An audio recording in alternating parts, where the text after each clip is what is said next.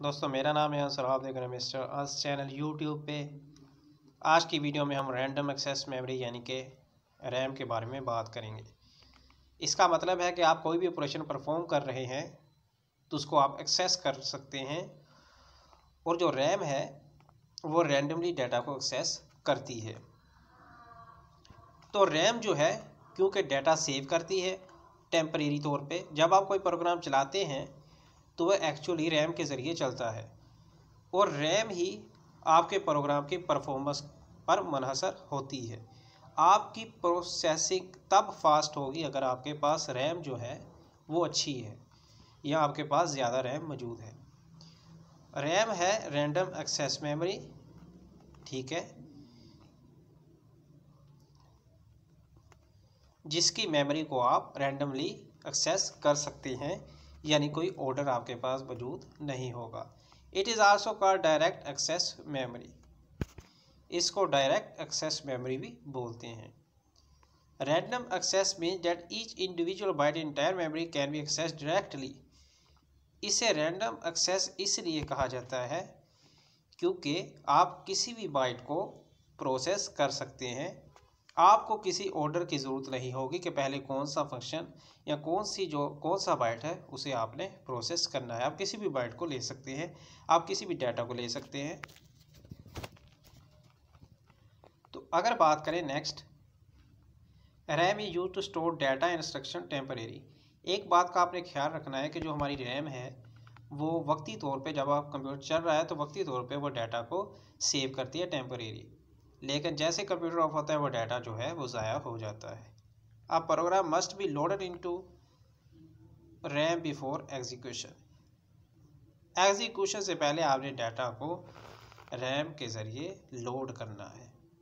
आप कोई भी काम करते हैं कंप्यूटर में, कंप्यूटर फील्ड में, तो उसके लिए जब भी आप कोई प्रोग्राम ऑन करते हैं तो जो रनिंग होती है वो एक्चुअली रैम में परफॉर्म हो रही होती है।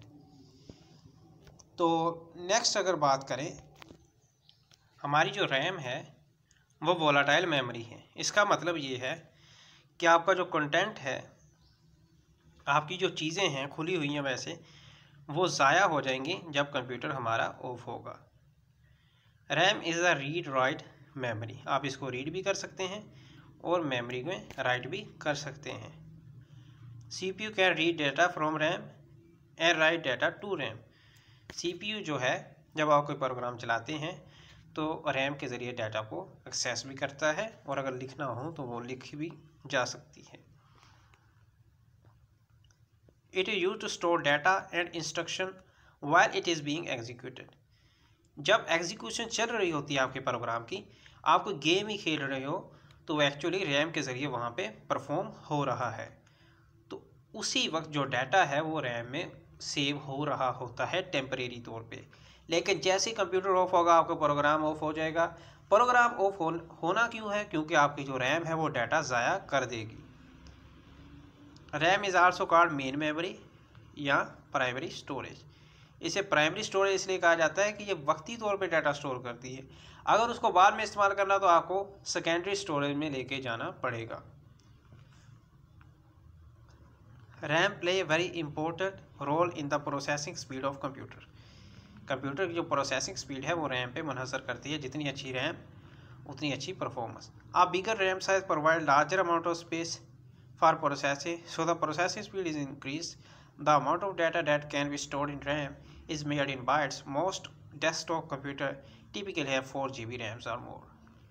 ये टिपिकली जो आप कंप्यूटर देखते हैं उनमें जो रैम है वो 4 GB की होती है। रैम्स की टाइप्स पे बारे में बात करेंगे। D RAM, dynamic random access memory. It is used in most of the computer. It is the least expensive kind of RAM. सबसे सस्ती जो है काइंड है। इलेक्ट्रिक करंट इसे चाहिए होता है अपनी इलेक्ट्रिकल स्टेट को बरकरार रखने के लिए।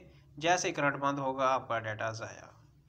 The electrical charge of D RAM decreases with time that may result in loss of data. D RAM is recharge और refreshed again to maintain data. इनको चार्ज भी किया जाता है और रिफ्रेश भी किया जाता है। The processor can access the data D RAM when it is being refreshed. That is why it is slow, ये स्लो भी है। अगर SRAM की बात की जाए, static random access memory, it can store data without any need of frequent recharging, recharge के बगैर आप इसे यूज़ कर सकते हैं। CPU doesn't need to wait to access data from SRAM during processing, processing के दौरान भी CPU डाटा एक्सेस कर सकता है, इसीलिए DRAM से ज़्यादा फास्ट है।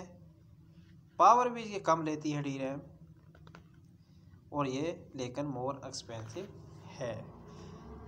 It is normally use to build a very fast memory known as cache memory के लिए ये इस्तेमाल होती है। हमारे पास जो थर्ड टाइप आती है वो है हमारे पास magneto resistive random access memory.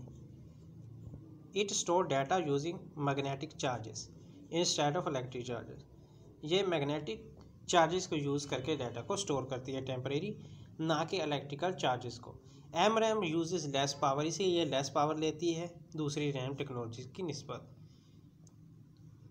It is ideal for portable devices. It also has great storage capacity. It has faster access time than RAM. It retains its content when the power is more from computer. लेकिन एक बात है कि जो computer को of करने के बावजूद भी इसका डाटा जो है वो सेव रहता है। So these were our types of RAM. First we learned about random access memory, and next we have three types: dynamic, static, and magneto resistive.